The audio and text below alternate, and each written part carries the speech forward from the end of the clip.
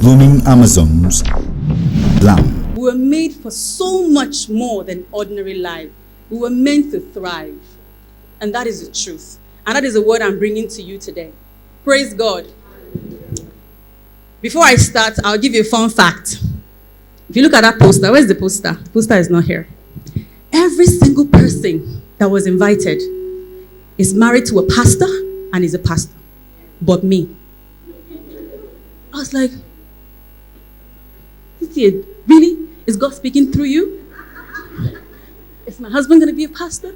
Am I going to be ordained a pastor? I was just like, God, what's going on? Is God talking? You know, God, Tolu, you get what I'm saying now? I'm like, what's going on? And I actually prayed about it. I took it very seriously. Some things don't just happen naturally. But so many things happen supernaturally before they manifest here on earth. And so I said, Lord, if women that were invited as speakers are all pastors and married to pastor, there's something you're telling me. So please talk to me. And my heart is open, just in case you hear. Don't be surprised that God has spoken through Tolu first. Right? So today I'll be speaking, right, on thriving through adversity. Thriving through adversity. When I told the Lord, oh God, they've given me 30 minutes to talk about thriving. What do I say to your people? And then I sat down on my own and I studied. And it was about Isaac that I studied first. I did a long note about Isaac and how Isaac thrived when there was famine. And that was supposed to be my sermon today. And then last month, the Lord said, no, I didn't send you that. You are going to talk about Joseph. And you're going to talk about Joseph and another story you're very familiar with. So I'm going to tell you about the story of two people, Joseph in the Bible, and some other little girl that I know, her story, very familiar with her, who thrived through adversity. Joseph, you know Joseph in the Bible? Yeah, he did. So let's talk about Joseph quickly. His story started from Genesis 37, 38, and they introduced him as a 17-year-old who had dreams. And then he told his brothers and his father about his dreams, right? And they got jealous. They got jealous of Joseph's dream, and what they did to him was to throw him into a pit, right? They threw him in a pit, and then he ended up in a prison, and then he ended up where? In the palace. That was his story. And I said, okay, Lord, what happened? And Lord told me, Joseph thrived through that adversity, Raquel. So imagine that this is Joseph when we are not in the prison. Joseph in the prison, right? And in the prison, he knew he was in the prison, right? And he was doing what? What do you think he was? What did the Bible say he was doing? He was in where? In where? In the prison. I had never, for once, likened my story to that of Joseph until the Lord opened my eyes to see. And the Lord said, Raquel, while you were in your prison, you were doing my work. I never saw that. So for some of you who know, I used to live on the street. And somewhere along the line, I lived in a brothel. And I used to hold devotion in a brothel. Do you know what a brothel is? No, I didn't say hotel. You know, hotel is a nice word, and it's a nice place. A brothel is not a nice place. A brothel is not a nice place. So I used to hold devotion in a brothel where I used to live.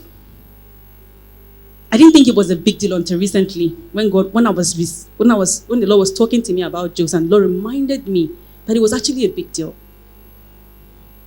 And the Lord reminded me that, Raquel, it took guts to do that. I didn't know that. And the Holy Spirit told me, it was I that enabled you to do that. I didn't know that. And so we're going to talk about thriving through adversity here today, quickly. And one thing I'd like you to remember is that you can thrive even though there are thorns around you. Yeah, we said it. And it's possible to have those thorns around you and not do anything and just be there. So which one would you rather do? Thrive, right? In adversity. Good. So I'll quickly give a definition of the word thrive. And someone wants to give me a synonym. The word thrive. Any word. Flourish, blossom, push, emerge. Sorry? Excel. Yes. Fruitful. Propel. Thank you very much. Thank you very much. So those are the synonyms I wrote here. That for you to thrive, you need to do one thing. I wrote it here. Have a relationship with God. Have a relationship with God. When Joseph was interpreting his dreams in the prison, he wasn't doing it because it was the cool thing to do. It was his purpose, right? He was doing his work, the work that God had called him to do. That was exactly what he was doing in the prison. And the same thing Lord reminded me. So when I was living in a brothel, I had a choice to live there or leave, and I had nowhere to live. Did it make sense? I had a choice to live in the brothel or leave the brothel and had nowhere else to live. And which did I choose? I chose to live there. You know why? Because it was harder on the street. It was harder. So I stayed. And when I stayed, the first day I did devotion, nobody showed up. And it happened to you. You will do a conference, no one will show up. You call a women's meeting, no one will show up. You have a WhatsApp conference, people will not respond, and they are reading.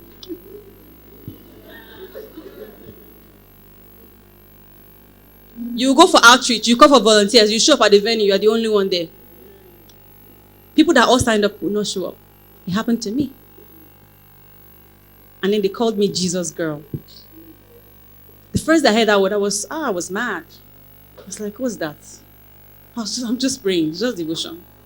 But it became a name that I eventually liked before I left the portal.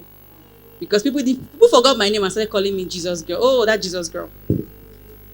And that is what people will tag you. You know Jesus too much, right? You take Jesus too seriously. Different things. So in my adversity, on the streets of Lagos, in one of what before now, the most craziest places to live, Obalende, all those streets. Oh, Lagos people, they are here. That's why. Before Fashola helped us and cleaned up Lagos. You cannot be on all those streets at night. There was no way. It was an adversity. It was a time. Why are you looking sad? It's just a story. If it's fictional, it didn't happen.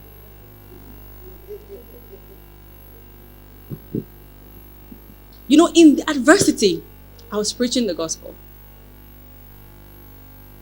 And so, when I organized my first events and people didn't show up, it didn't mean anything. You know why? Because in the brothel, people didn't show up. It didn't matter. And the day that a girl would die in the brothel, maybe go to club and die, or maybe ritualist or something, kidnapped. The next morning, when I show up with my Bible, the place is packed full. Place is packed full. And I'm like, where am I? What happened last night? They're like, so girl, they beheaded her or something. You were here to pray. So that process taught me, he prepared me. But when I went into ministry and I was talking on WhatsApp, I know I was answering, it didn't mean anything. Because I'd gone through it. I'd gone through it. Where I would preach, I would say, Raquel, hurry up. Go and wash toilets. This your devotion is wasting time. So when I came into ministry and I had to clean the venue, wash everywhere, carry everything, set up, it wasn't new. Because guess what? I've done it. Or I'll show up and I'll be the one organizing, getting my vote. I've done it. And that's what adversity does to you. It prepares you. It prepares you. And that was where I was cooked, baked, formed. I was cooked. And so right now, when I go to preach and someone say, oh, Raquel, that's a Muslim community, be careful. I'll say, we are going, no, ni. And ask the person, how many times have you escaped rape? I escaped rape 4 or 5 times. I can't even remember now. Where I'm running from a drunk person, or from a guy that is high on drugs, or from a weary agbero. And I'm running for my life. And I'm falling off and I have scars on my legs, on my side, and I get injured. And you think I won't go to a Muslim community to preach? No. I said, okay, let's go. It's a Muslim community, let's go. Because 5 times I've escaped rape. Once, it landed me in the hospital with a huge scar on my side. Because where I fell, there was a huge metal that cut my skin. So I wasn't afraid anymore. So what did it do to me? Prepared me. So many people are going through adversity and they are grumbling and wondering, why am I here? To be honest, when I was on the streets, I did the same. I was going through huge problems at home. My dad had died. My mom was sick. I had no job. Ran away from home. So I had to work somehow. So in your adversity, you have to look around and ask yourself, what can I do? What good can come out of this, right? What good can come out of this? And so I'll tell you, someone opened my eye on the streets of what good could come out of my adversity. It didn't even happen to me. It wasn't me. She walked up to me and said, Raquel, see, just use what you have to get what you want. And it was like a light bulb. Really? What do you think she meant? What do you think she meant? Use your body together. Exactly. But that wasn't what I heard. That wasn't what I heard at all. As soon as she said it, use what you have to get what you want. It was like a light bulb. I'm like, oh my God, I never thought about it. And I sat down and started writing the things that I could do with my hands. And I wrote them down. Most of them I couldn't do at the time. The easiest to do was to make sobo. And I said, wow. I was so excited. It was like I found a gold mine. And I went to her. It was a fake name. None of them used it. And I was the only one that had a real name. All of them fake names. And I said, Amaka, what's her name? That was the fake name. And she was not even Igbo. But well, don't worry. When you come to the street, you know that people always use different names. And I said, I have an idea. Like you said, I choose what I have to get what I want. He said, oh, great. Are you ready? I said, yes, I am. I just need 200 naira. She's like, for what? She said, I have clothes I'll give you. We'll go to club tonight. I said, no, not club. I'm not going to go to club with you guys. No, never. I said, I want to make sobo. Oh, I see the way she laughed. She said, sobo. That's not what I meant. I said, oh, what did you mean? That's what I heard. And that's what I want to do. And she gave me 200 naira reluctantly. And she gave me 200 naira reluctantly. And I took my 200 naira in my adversity. And I went around, got bottles, ever water. It was Swan at the time. I got Swan bottles of water all over the place. I washed them in hot water. I made sobo. Everyone had change. Bought sugar, water. Went to a house, begged the woman, put some in her fridge, bought ice block. Everyone had change in the 200 naira self. That was my capital. And I made my first business in my adversity. And I was so proud of myself. I was so proud of myself. Like Joseph in prison, I was doing what I wanted to do, what God has called me to do. Doing my devotion, and I started my business. And it was my sober business that helped me to rise. From Sobo to Pure Water to Coca-Cola. I did all those things and I got money. And one day I said, guys, I'm out of here. I'm out of here.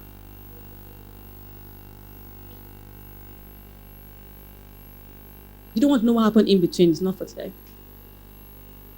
But you don't stay down there because you're already down. No, you don't. You don't do that. My father died at 16. My uncles tried to marry me off. I'm from Kaduna State. I lived in Lagos all my life. I was born there. My uncle said, I said, married to where? My father told me, Raquel, in our entire generation, no one has ever gone to university. I want you to be the first. Did you read my profile? I got to university. I have a degree. I bagged it. And I'm going to get my master's degree. And if my father was somewhere, he'd be smiling down at me because I did it. And you thought that I would stay down? No, I didn't stay down. I was down there, but I knew that there was so much I needed to do in my adversity. You know, I was very popular in the brothel. Do you know? Aish, you guys don't understand. I was so popular. People knew me to be the cleaner, the cook in the brothel. That's how popular I was. I was popular for the right reasons. It was a brothel. It was a bad place to be. All the guys are Igbo, you know, Dana, all those guys. They knew me for the right reasons. In fact, when the guys are negotiating which girl they want to rape, they say, leave that girl, leave that Jesus girl. She will not answer you. They knew me. That's how popular I was. And the Holy Spirit was telling me, Raquel, you were thriving. I had no idea. It was right now in this my little glory in my head that the Holy Spirit was telling me that, wait, you had no idea. You were shining bright. You were shining bright, Raquel. I had no idea. No idea. And then I come to my WhatsApp or my Facebook inbox, and the lady sent me a long message how she was one of the ladies on the street, and she's married now, and she dare not tell her husband about her previous life. And she sent me a picture of her, and I could remember. I just remembered her, and I'm like, oh my God. And I called her. She said, Raquel, you gave me hope. I had no idea. So you think you can't thrive in that house where you're living with your uncle and your auntie? That maltreat you. I won't send you to school. They have turned you to house girl. That lied to your parents that they're going to send you to school. You came to Lagos or came to Abuja and then they're not sending you to school. You think you can't thrive? Of course you can. I had no idea. Like Joseph, he was known in the prison for interpreting dreams. And that was why when Potiphar had a dream, a troubling dream, what happened? They said there's a guy in the prison. There's a guy, he's interpreting dreams in the prison. The person that he told to remember him, the cupbearer, did the person remember him? No. The person that I thought will help me when I ran away, when my uncle wanted to marry me, my uncle tried to rape me. First rape attempt. I have a scar, it's here. I think the Lord put it there so I can always remember. So each time I was like, Lord, this didn't have to be here now. I can't remember attempted rape by my own uncle for the rest of my life. This is bad. But it's there. It's part of the process. That was the process. The person I thought would help me didn't help me. The person Joseph thought would help him didn't help him. The cupbearer forgot. My uncle forgot who I was. Forgot that I was his daughter, supposed to be his daughter. And then he wanted to waylay his way. And that's how I ended up on the street, by the way. So people forget you, yes, they will. So I'm going to say a few things I wrote out here. What you need to do. A personal relationship with God is very important. I've said that. 2, you must do your work in your adversity. Do your work. I was doing my devotion. That was the best I could do. I was doing my devotion, reading my Bible every morning with no one. So right now, I don't need anyone to encourage me to take my relationship with Jesus seriously. Imagine for over a year, close to 2 years, waking up every morning to devotion in a brothel. I didn't know how to do it. The day I want to do devotion, my husband is in a hurry. I'll be reading the Bible, reading devotion, and he's rushing to enter well. Because I'm already used to devotion in different ways. In fact, sometimes I'll be recording on WhatsApp. As he's going to work, we are listening to Bible, audio Bible, on our way to work in the car. Because I had different ways of doing devotion. These are someone wants to chase us out, we'll go and sit down outside and we'll pray outside. There are different ways. So now I can do my devotion in different ways. Even on Okada, when I was single, I used to do my devotion. I could do my devotion in the brothel, in front of all those streets. There's no way I couldn't do it. I could worship God anywhere. That's the second. Number 3, flee from sin. Flee. Like, I didn't say run. Flee. Like, take flight. Take flight from sin.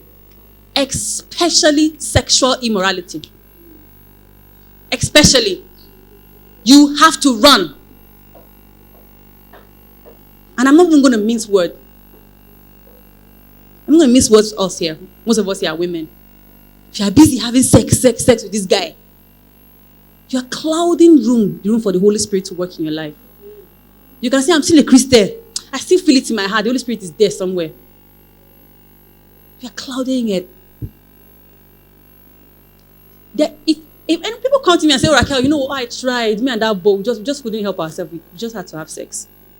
And I'll tell them, you know, we are different though. But if I can fight 2 years in a brothel, where these girls come with mobile, you know, advent of mobile phones, nice clothes. I had 1 jean, two t-shirts. The day I wash my jean, I'll stay up night till the next morning so they won't steal the jean. And I wash jean like once in like 3 months. So I do what the girls will not even give me clothes, because if you don't want to go to club with them, how would they give you their stuff? To call my mom, I have to beg. Please. Then it was per minute. If I call 1 minute, 2 seconds, that day, I'm done. So do you think I didn't have a reason not to join them? Because I have every reason. So you have no reason to be having sex with that boy. When you have a house to live, you have food to eat, you have a church to go to, you have a pastor that speaks into your life, you have your parents with you, you have no reason to be sleeping around for money. Or for pleasure, whatever it is. I had every reason to do everything wrong on the streets. There was no one with me. Every reason. But there was something more. There was something more. And if I enjoy now, I'm going to enjoy later. So I had to work it out now. I worked it out so that I can enjoy now. And when people say, Raquel, your life is just a miracle, I'm like, you have no idea what I've been. For you to say I snapped back, I don't even remember. I can't remember that I was even pregnant. People that say, oh, marriage, I don't even want to. Marriage what? I'm having a ball. And I'm not even kidding you guys. When I read something on social media about marriage, husband, I'm like, is it the same marriage that we're married? Mother was like, instead we're going to wake up one day and realize that we've been scammed. Maybe this is a joke. Maybe we are the jokers. I remember when I saw something somewhere I reposted and I said, this one is not my reality. It was strange to me. It is not. And I'm not even kidding you. And I won't tell you now that because God bless me because things I've done. No, I won't say that. I'm not here to say that. I'm not going to say that. But I want to tell you that I have been groomed enough. Right now, I ignore the slightest, and that's why I'm having a ball. Well, my husband did not call me today. People, there was time when nobody was calling me. So my husband did not call me today since morning. Why did you call him? So there's no problem. So someone bailed on me. A friend went and gossiped. I don't know that. I've moved on. When I didn't have a single friend in 2 years. When I was a cleaner and whatever. And the last story I'm going to tell you, which is very important, which you shouldn't forget. When I left the street, I got a job as a cleaner. It was a good job as a cleaner in an embassy. It was a great job. I did it with so much dignity. I'll go in the morning, I'll sweep, I'll clean. You know, I was like, God, look at computers. One day I'm going to have a computer of my own. I'm going to press the laptop. You know, I loved my job. I cleaned very well. I knew I was cleaning well because you know what? I clean in the brothel. If you can clean brothel and pick up condoms, you can clean anywhere. So that embassy was always clean. I cleaned. But they needed 2 cleaners. The only nurse I was cleaning with, now they said they needed another cleaner. That's why they're using me. No problem. I'm running on my story. And then, One day I just said, wait, these people that are pressing this computer, what are they pressing safe? Why can't I learn how to press computer? And then when everyone closes at 5, I'll just go and look at the computer. And I'll press. And I'll press, and computer will come on. I didn't know what to do. And I'll run away. The next day I'll come back, I'll start again. Then I'll say, oh, this way I stopped yesterday. Then I'll see some boxes. Okay, let me think. Oh, this mouse, I saw them doing like this, Abby. I'll do the same thing. And I figured out how to use the Microsoft Word. I could type. The PowerPoint. I was just figuring things. There are templates there now, so just following the templates. And in a few months, I got a hang of it. Every evening, was I office assistant? I was a cleaner. But you will enjoy where God has placed you. You will enjoy it. I will dress up. From my house, I will dress up nicely. When I get to the office, I'll wear cleaner clothes. Then I'll be singing. I'll be cleaning the office, cleaning well. Then my music increased when I knew how to operate the computer. I became like, I started feeling myself. Then one day I was coming to work to round up. And then I saw on the door in the office, office assistant wanted, must be computer literate. I'm like, ding, computer literate. You have to be prepared for your opportunity. You have to be prepared for the opportunities. And I was prepared. I'm like, must be computer literate in this office? No. I ran in. Just with the lady. I saw the advert. I'm computer literate. You know that laugh? They've given me that laugh a lot of times in my life. If you laugh at me now, this is a bother. You know when I used to wear skirts and people like, Raquel, cover your legs. It's terrible. So I used to wear jeans. I never wore skirts. No, I don't care about you. You laugh my legs. Like, Mama, you know where I've been with these cars? Let's not even go there. So now laugh and do. That girl laughed at me when I said she said, you that came, which day? You can operate with computer. Try it, let's see. I'm like, okay. And I just went. Everything came up. She's like, no, maybe you've been seeing us doing this thing. Yeah. I'm like, no, actually I can. She's like, okay, try. And then I went. Again. And she's like, I'm like, okay, should I use Microsoft Word? She's like, She's like, okay, and I did. And I was sent to open. She's like, wait, who taught you? In my heart, I'm like, I was prepared for this. I knew I was not going to be a cleaner for the rest of my life. You can't be a volunteer for the rest of your life now. You're going to do something different. You can't be living in that uncle's house for the rest of your life. You're going to move into your own house, Abby. You and your husband. Same thing like that. You can't be on that job. You're going to either become a boss at that job or you're going to start your own business. Your present condition is not permanent. It's not. And that's how the lady just went and called the other lady. They talked. I don't know what they were discussing. My mom was like, this job is my own. Today in this office. I don't need reference because I already brought reference that I came for cleaner work. So I already had an edge. And guess what? She brought the paper and she handed it to me. And what was there? Who could guess? She printed it from the computer. She typed something and printed it. And she gave me. She said I should go and place it on the door and bring the one on the door.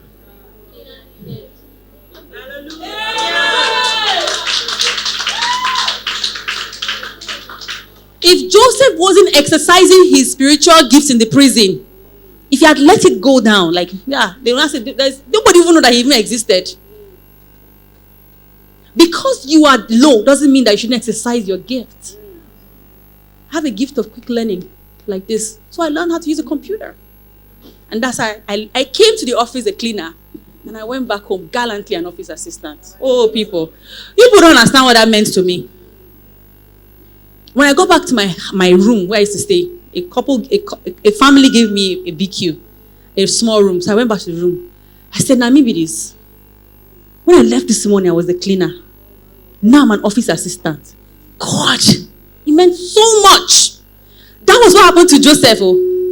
When he woke up that morning, he was a prisoner. And before he interpreted the dream, they would have probably given him a bath, a shave, clean clothes. Then he went before the king, right? And I interpreted the dream. And that day, he never went past the prison. That's what happened to me. I never went back to cleaning. So when you judge me and say Raquel doesn't like cooking, I've cooked too many times in the prison, in the brothel. I don't like cooking. My husband is fine with it. Let's move on. If you say I don't like cleaning, my house is dirty, that's your business. I've cleaned too many times. I hate cleaning. I don't like washing. No, my husband is good with it. I've washed too many times. Dirty clothes. And I don't want to wash again. And my husband is cool with it. And I'm having a good life. And I was prepared. For every opportunity that came, I was prepared. Are you prepared? Are you preparing yourself? I'm taking my seat now.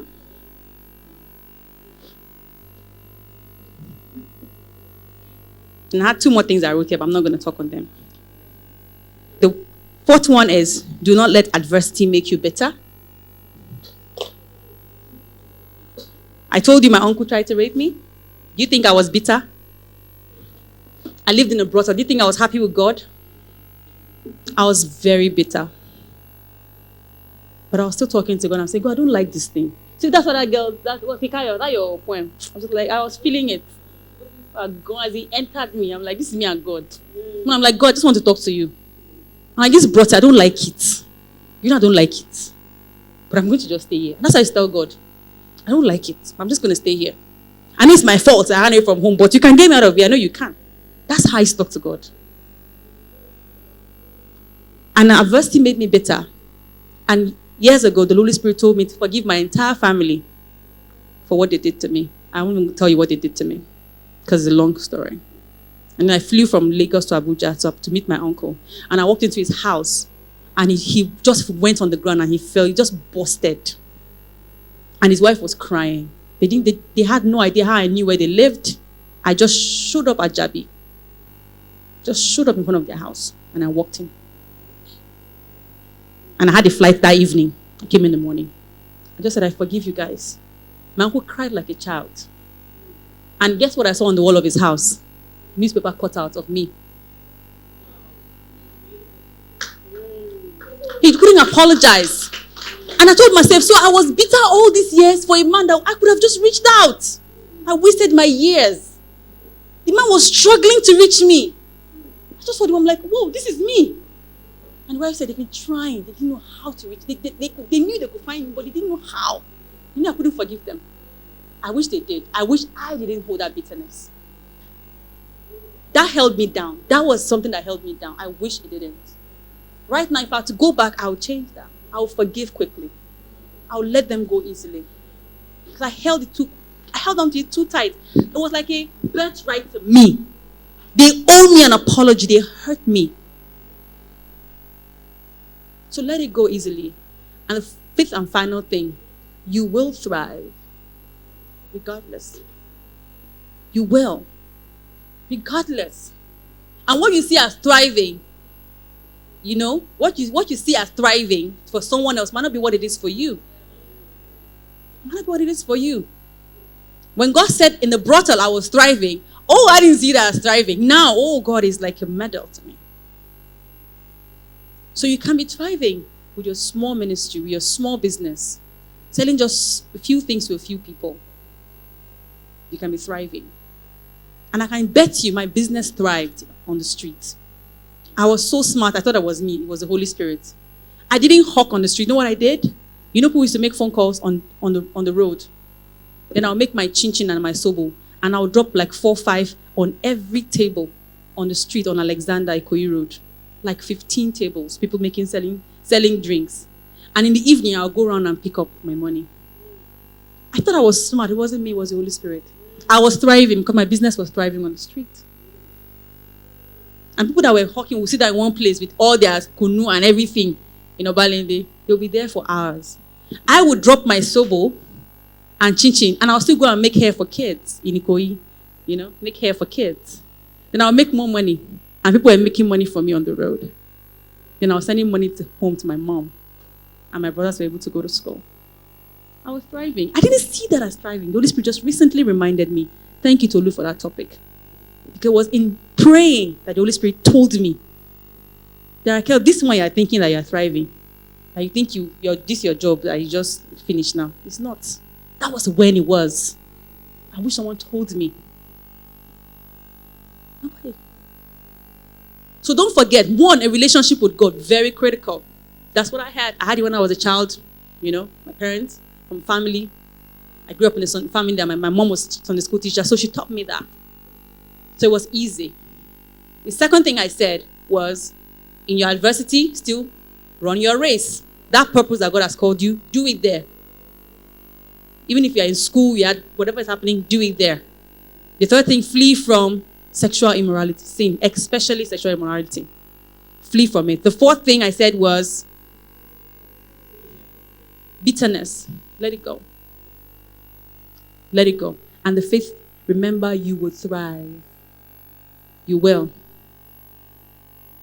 Maybe when I meet you again at another meeting, you hear another part of the story. Some people in this room have heard some part of the story, and I heard some part of the story today. Because like Hike was trying to tell Pastor Tony yesterday, it's not a story you tell in a day. It's an entire lifestyle, entire lifetime for me. Something I lived. I didn't know I was thriving. I didn't know until people called me to say, Raquel graduated from school. I want to send my own child to school. Gosh, do you know how that felt? That my uncle said, finally, someone in our family can say they have a university certificate. And people started to say, how can we go to school? How can we do it? Because I did. I didn't let my situation hold me down. Even when I was orphaned at 19. Even when my mom finally died at 19. It still left me with 3 boys. I didn't let that stop me. So it doesn't matter where you are right now. The nuggets I have for you today are here. 1, you can either rise above it, or 1, you can go through it. People say rise above your adversity, Abby. Me, I wasn't able to rise above it. I went through it. I went through it. That's 1. Second, I said here, see your adversity as a place of development for your strength, for your gift, as a place of development. And like my song, we are not meant to live ordinary lives. We were meant to thrive. We were meant to thrive. Praise the Lord. Bless you. Roaming Amazons, Lamb.